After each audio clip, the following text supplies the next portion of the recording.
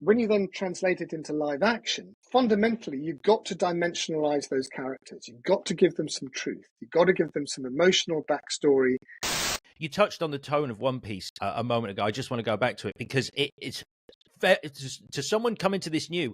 It is absolutely full of surprises. It's cut through with this surrealism that I just wasn't expecting at all. Coming to it as a new boy, the whole feel of some of the jokes and the performances is just so offbeat in such a fascinating way. And the trick is to somehow still make that feel grounded.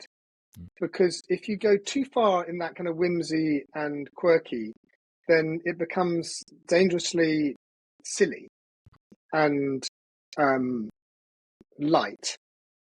And if you go too far down the darkness, because there's plenty of darkness in that show too, then you end up losing, the joy of it and the fun of it and the playfulness of it,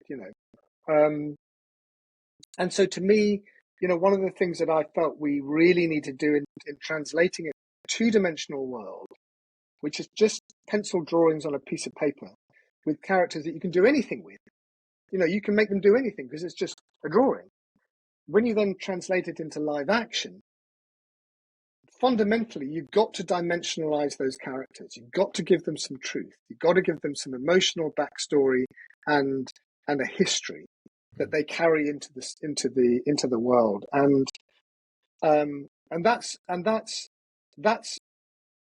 so important, because otherwise you're just trying to replicate two-dimensional characters with warm-blooded human beings, and that's why I think a lot of translations and adaptations from the anime into live action haven't worked for me when I looked at them, when I was asked to kind of come and direct this show.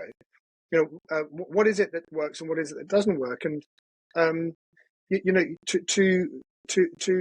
then of course you still have to kind of reference the manga, and so that's why I got these really special lenses made for the show. They've never been used before. Wow. Built for us by Vantage in Germany. It cost hundreds of thousands of dollars, but somehow we had to both honor and reference the framing of the manga with these this foot that comes into the foreground of the frame, this big long body behind it, or the eye that comes in, and still you see the location, but make it grounded in the world of warm-blooded human beings playing the part, and then to cast actors who, and this was part of the big search, cast actors who have heart, who have warmth and charm, who can, for me, because of the way that I like to shoot action, and particularly the way that I wanted to shoot the action in One Piece, who were physical, fit, and who could carry a choreography, because I do these big, long, fluid action sequences in One Piece. So it was a big ask, but, tonally, those are the things that we had to deliver, is ground it somehow, but still allow the whimsy and the madness. I don't know, I don't want to, I might be wrong, but I saw a little bit of shared DNA with the Witcher fight we were talking about, and there's a wonderful fight in episode 2 that you directed between Strauss's pirate crew and some, I guess we'll call them even worse pirates, but it's, that's right, yeah. that's so much fun. That big long old boy shot. Yeah. It's great. Thank you so much for watching this interview.